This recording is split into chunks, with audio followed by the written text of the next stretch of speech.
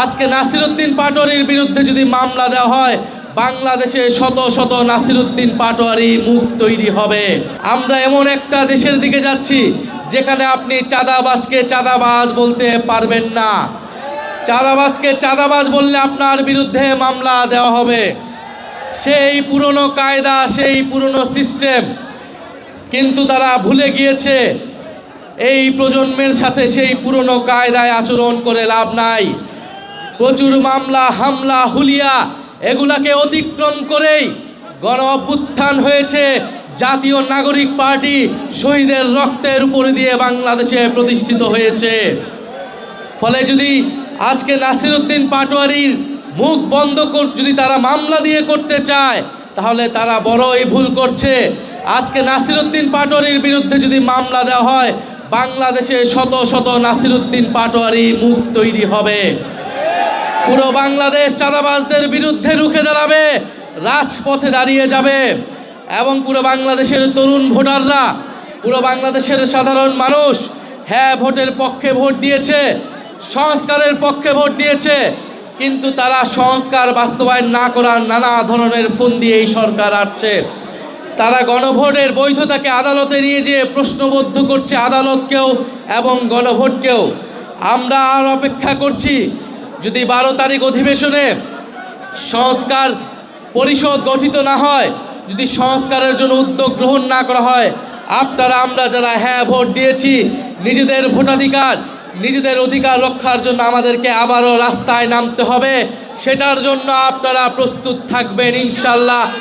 আমাদের সাথে ইলেকশনে যে ইঞ্জিনিয়ারিং হয়েছে, ইলেকশনে ফলাফলে যে কারচুপি হয়েছে, তার প্রত্যক্ষ উদাহরণ জনাব নাসিরউদ্দিন পাটোয়ারি, জনাব সার্জিস আলম এবং আমাদের দিনাজপুর আহাদ ভাই, ওনাদের ফলাফলে কারচুপি করে ওনাদেরকে হারিয়ে দেওয়া হয়েছে। বিকাশ পেমেন্টে 10,000 টাকার বেশি অফার, শপিং চলছে তো। এছাড়া 11 জোটের নেতৃবৃন্দদের বিভিন্ন দলের এমপি প্রার্থীদেরকেও হারিয়ে দেওয়া হয়েছিল। আমরা গণতন্ত্রের সাথে রাষ্ট্রীয় স্থিতিশীলতার স্বার্থে এই ফলাফল নিয়ে আমরা 2টি শপথ নিয়েছি, কিন্তু সরকার দল যারা সরকার গঠন করেছে তারা একটি শপথ নিয়েছে। তারা এই নির্বাচনের পরে শপথের দিনই তারা জনগণের প্রতি যে কমিটমেন্ট, সেই কমিটমেন্ট তারা ভঙ্গ করেছে। আমরা দেখছি তারা বিভাজন তৈরি করছে, তারা মামলা হামলার পথে হাঁটছে এবং তারা সংস্কারের বিপক্ষে, বিচারের বিপক্ষে দাঁড়িয়েছে। আজকে এক শহীদ পরিবারের মা এসেছেন, আরও অনেক জুলাই যোদ্ধারা এখানে এসেছেন।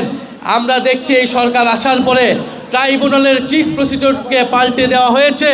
কেন পাল্টে দেওয়া হলো আমরা জানি না। একজন দলীয় ব্যক্তিকে, একজন অযোগ্য ব্যক্তিকে চিফ প্রসিকিউটর দিয়ে এই বিচার, এই জুলাই গণহত্যার বিচারকে প্রশ্নবিদ্ধ করার চেষ্টা করা হচ্ছে। আমরা অপেক্ষা করছি আর কিছুদিন।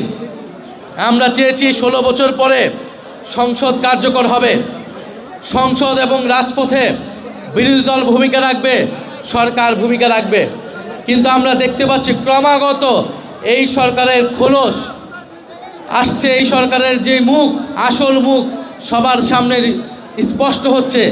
আজকে তারা মামলা দিয়ে সেটি আবারও স্পষ্ট করেছে যে তারা পুরনো আওয়ামী কায়দাতেই কাজ করবে।